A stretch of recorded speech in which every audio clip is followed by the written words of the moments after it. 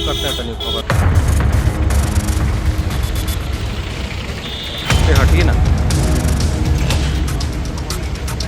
इन्होंने भले घटना के बारे में किसी को नहीं बताया, लेकिन ये अपने घर परिवार से एक दूरी बना करके रह रहे थे। 2 साल पहले घर का चिराग लापता हो गया। उसके बाद से ही परिवार वाला उसे ढूंढते रहे, लेकिन 2 साल तक उसका कुछ भी पता नहीं चला। परिवार वाले उम्मीद नहीं छोड़े। एक समय ऐसा आया कि गोपालगंज के एसपी विनय तिवारी बनकर आए और फिर एक उम्मीद की किरण जग गई। और ऐसा हुआ जो खुलासा सुनकर आप भी चौंक जाएंगे। नमस्कार, मेरा नाम अयाज है और आप लाइव सीरीज देख रहे हैं। दरअसल मामला कुछ यूँ था कि एक चंदन नाम का व्यक्ति जो कुचायकोट थाना क्षेत्र के सिरिसिया गांव का रहने वाला था, 28 फरवरी 2024 को वो शाम में अचानक लापता हो गया, जिसके बाद उसका मामला कुचायकोट थाने में दर्ज हुई। दर्ज होने के बाद उसे काफ़ी खोजबीन की गई, लेकिन कुछ लोगों की गिरफ्तारी भी हुई और कुछ भी उसमें खुलकर सामने नहीं आया। लेकिन उसके परिवार वाले भी उसको ढूंढते रहे और उसकी तलाश में हार नहीं माने। हाईकोर्ट तक गए, लौट कर आए और फिर एक समय ऐसा आया कि गोपालगंज में एसपी विनय तिवारी आए। उनके पास वो लोग आवेदन लेकर पहुँचे। उसके बाद कार्रवाई फिर से शुरू हो गई। फिर उसकी खोजबीन शुरू हुई और फिर वही लड़के पकड़े गए जिनकी गिरफ्तारी पहले हो चुकी थी। एसपी ने बताया है कि उसके दोस्त ही थे जो कि उसे शाम में लेकर गए थे और उसके बाद उसे मारकर फेंक दिए, उसकी शव को छुपा दिए थे। उसके बाद उसे पुलिस ढूंढ रही थी। खुलासा ये हुआ कि कूड़ा बीनने के विवाद में जो सीमा था उसका इधर उधर कर दिया गया था, जिसमें ये लड़का उनके सीमा से कूड़ा बीन लिया था, जिसकी वजह से ये विवाद बढ़ गया और उसे उसके दोस्तों ने ही ख़त्म करके नाले के अंदर हाईवे के किनारे उसके शव को डाल दिया था। जिसके बाद सब कुछ ऐसे लगा कि ख़त्म हो गया, लेकिन जब एसपी इसकी खोजबीन और इसकी फिर से तहकीकात शुरू किए तो सब कुछ खुलकर सामने आया। अब उसके दोस्त ही उस पूरे मामले में कातिल निकले और दोनों दोस्त को पुलिस ने गिरफ्तार कर न्यायिक हिरासत में भेज दिया है। उस पूरे कांड का अब खुलासा हो गया है। वहीं उसका नरमुंड भी बरामद हुआ था।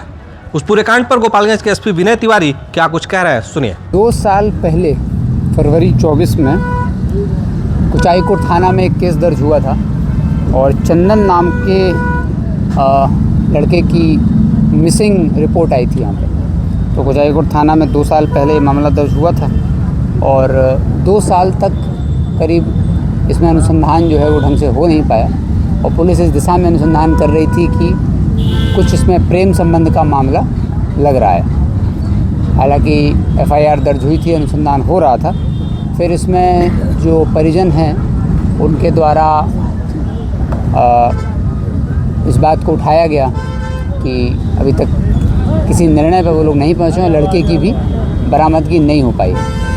तो हम लोग इसमें मार्च 15 के बाद एक्टिव हुए थे और जो घटना में जो प्रेम संबंध का मामला लग रहा था, उस लड़की और उनके परिजन और उनकी जो 28 फरवरी 2024 को जो स्थिति थी, उस दिन क्या क्या हुआ होगा उसका पुनः समीक्षा की गई। एक विशेष टीम इसमें बनाई गई थी।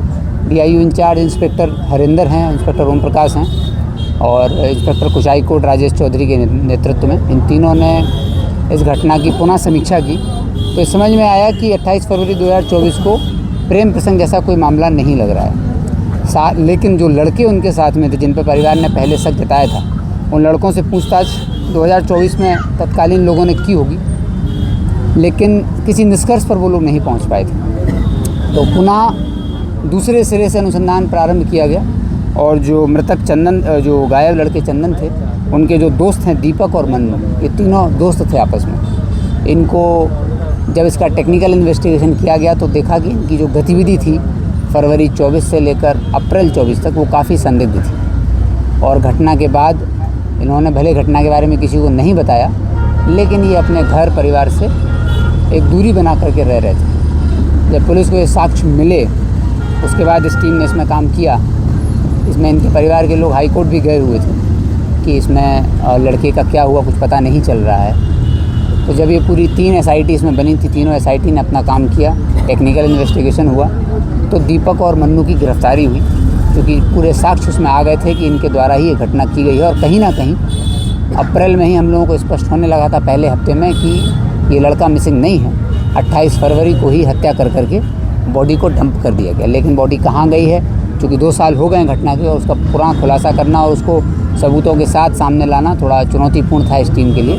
लेकिन टीम ने अच्छा काम करते हुए दोनों को गिरफ़्तार किया, दीपक और मन्नू को। और उनसे जब पूछताछ हुई तो 2 साल पहले जब उस बच्चे को मारा था, वो मार करके इन्होंने हाईवे के किनारे एक नाला है वहाँ बॉडी को डंप कर दिया था। वहाँ पर इनके कन्फेशन के आधार पर वहाँ पुलिस पहुँची और वहाँ से इनकी जो नर कंकाल है उसकी बरामदगी भी हुई है और पूर्णतः स्पष्ट हो गया है।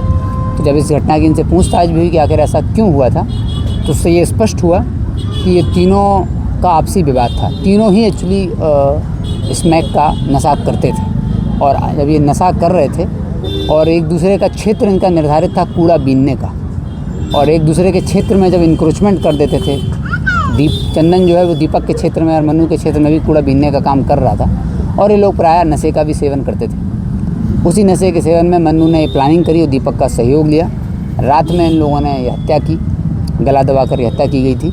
और उसके बाद मन्नू ने अकेले 100 मीटर तक उस बॉडी को ड्रैग कर करके नाले में फेंका, और नाले में फेंकने के बाद ये लोग अपने अपने घर से परिवार के साथ, इनफैक्ट जब ये लड़का मिसिंग हुआ तो ये परिवार के साथ भी मिसिंग लड़के के चंदन के घर वालों के साथ मिले और उनके साथ एक तरह से सर्च अभियान में, खोजबीन में लग गए कि कहाँ गया। हम तो रात में साथ में थे ही, और पुलिस को भी इन्होंने बहुत चकमा देने का प्रयास उस समय किया था। लेकिन अब 2 साल बाद ये घटना पूरी तरह स्पष्ट हो गई है। इसमें जो तत्कालीन कुचायकोट के थाना इंचार्ज थे, उनकी एक तरह से लापरवाही भी हमें सामने आई है।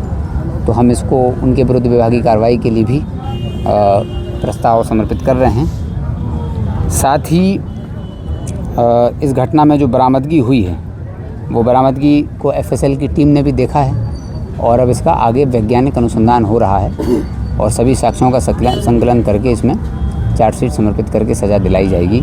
लगातार इसमें जो कार्रवाई टीम ने की है, उन सभी तीनों टीमों को हम लोग विशेष रिवॉर्ड 5000 का विशेष रिवॉर्ड तीनों टीमों को दे रहे हैं, ताकि इस तरह के जो पुराने केस हैं, खास करके ऐसे अपराध जो किसी वजह से खुल नहीं पाए, उन पर भी पुलिस का फोकस हो और उसमें अनुसंधान करके एक नए सिरे से उनकी जांच पड़ताल कर करके लोगों को, जिनको न्याय नहीं मिल सका, उनको न्याय दिलाया जाए।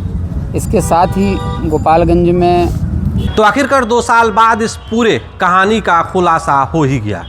एसपी ने जब दोबारा इस खुलासे को किया तो सब लोग चौंक गए। लेकिन आपने सुना कि आखिर उस पूरे कहानी का कातिल कौन था। उसके 2 दोस्त थे, उसके कातिल निकले। उसके बाद उन्हें अब न्यायिक हिरासत में भेज दिया गया है। आप देख रहे हैं लाइव स्टेज, मैं गोपालगंज से आयाज अहमद।